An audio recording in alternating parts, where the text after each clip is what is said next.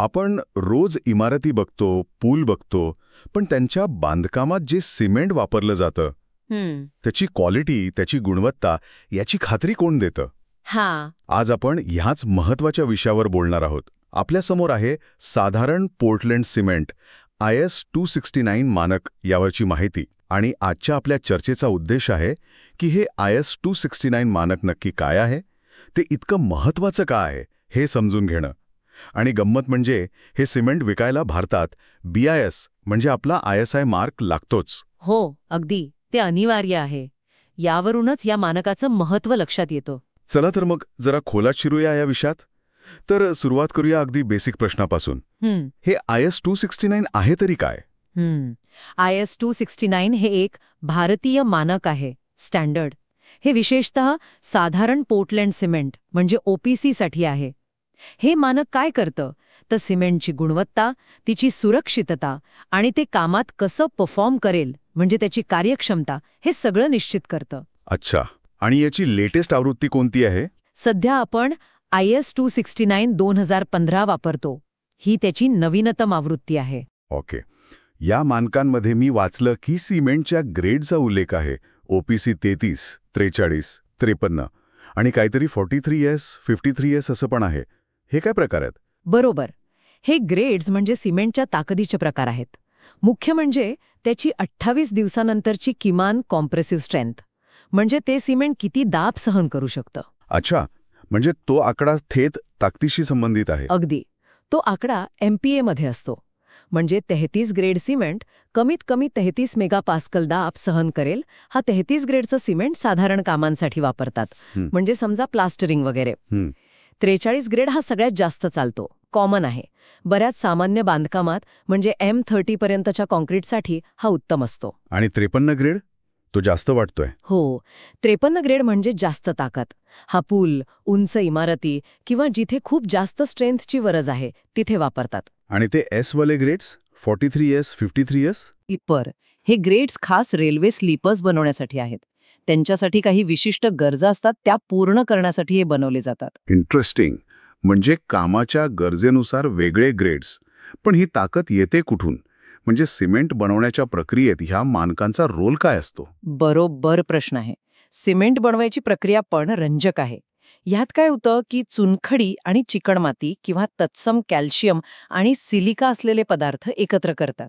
मग त्यांना प्रचंड तापमानाला भाजतात, म्हणजे साधारण 1400 ते 1600 डिग्री सेल्सिअसला एका भट्टीत. बापरे, खूप जास्त तापमान आहे. हो, ह्यातून क्लिंकर नावाचा पदार्थ तयार होतो. हा सिमेंटचा मुख्य भाजलेला घटक असतो. मग हा क्लिंकर थंड करून त्यात थोडं जिप्सम मिसळतात. जिप्सम कशासाठी? जिप्सममुळे सिमेंट लगेच सेट होत नाही, म्हणजे त्याला थोडा वेळ मिळतो कामासाठी, नाहीतर ते लगेच घट्ट होईल. अच्छा. मग हे मिश्रण दळलं जातं आणि आपलं सिमेंट तयार होतं. कधीकधी यात फ्लाय ॲश किंवा इतर गोष्टीही मर्यादित प्रमाणात मिसळल्या जातात गुणधर्म सुधारण्यासाठी. आणि इथेच IS 269 मानकं महत्वाची ठरतात, कारण ही मानकं सांगतात की हे रासायनिक घटक किती असावेत, भौतिक गुणधर्म कसे असावेत. म्हणजे नक्की कोणत्या गोष्टी तपासल्या जातात? केमिकल आणि फिजिकल असं काहीतरी? अगदी. 2 मुख्य प्रकारच्या तपासण्या आहेत, रासायनिक आणि भौतिक. रासायनिकमध्ये उदाहरणार्थ मॅग्नेशिया, MgO आणि सल्फर ट्रायऑक्साईड SO3 यांचं प्रमाण तपासलं जातं. ते का? कारण यांचं प्रमाण जर जास्त झालं तर सिमेंट सेट झाल्यावर फुगतं किंवा त्यात भेगा पडू शकतात, म्हणजे ते अनसाऊंड होतं, अस्थिर होतं. अच्छा, म्हणजे त्यामुळे बांधकामाला धोका होऊ शकतो. बरोबर.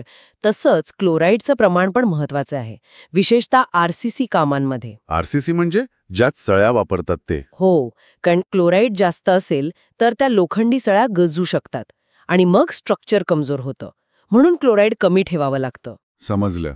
आणि मग फिजिकल टेस्टमध्ये काय काय बघतात? फिजिकलमध्ये सगळ्यात महत्वाचं म्हणजे सेटिंग टाइम. सेटिंग टाइम म्हणजे ते किती वेळात सेट होतं ते? हो, 2 प्रकारचे सेटिंग टाइम बघतात, इनिशियल आणि फायनल. इनिशियल सेटिंग टाइम म्हणजे सिमेंटमध्ये पाणी मिसळल्यापासून ते घट्ट व्हायला सुरुवात होईपर्यंतचा वेळ. हा कमीत कमी 30 मिनिटं असायला हवा. 30 मिनिटं का? कारण तेवढा वेळ तर मिळायला हवा ना सिमेंट मिक्स करून ते जागेवर नेऊन टाकायला. विचार करा, 3 मिनिटातच सेट झालं तर. अरे हो, बरोबर. गोंधळ होईल सगळा. अगदी. आणि फायनल सेटिंग टाइम म्हणजे सिमेंट पूर्णपणे सेट होऊन कठीण व्हायला लागणारा वेळ. हा जास्तीत जास्त 600 मिनिटं म्हणजे 10 तास असतो. ओके. आणि ताकदीची चाचणी? हो, ती तर सगळ्यात महत्वाची. Compressive strength test. याच टेस्टवरून तर सिमेंटचा ग्रेड ठरतो. 33, 43 की 53. अजून एक महत्वाची टेस्ट आहे, साऊंडनेस. ही टेस्ट बघते की सिमेंट सेट झाल्यावर आकारात स्थिर राहतं की नाही. म्हणजे ते फुगतं किंवा आकुंचन पावत नाही ना. म्हणजे या सगळ्या चाचण्यांमधून गेल्यावरच ते सिमेंट बाजारात येतं. हो. आणि ते IS 269 च्या मानकानुसार असेल तरच त्याला BIS सर्टिफिकेशन म्हणजे आपला ISI मार्क मिळतो. याचा अर्थ हे मानक म्हणजे केवळ कागदी नियम नाहीत, तर प्रत्यक्ष बांधकामाच्या मजबूतीची, टिकाऊपणाची एक प्रकारची हमी आहे.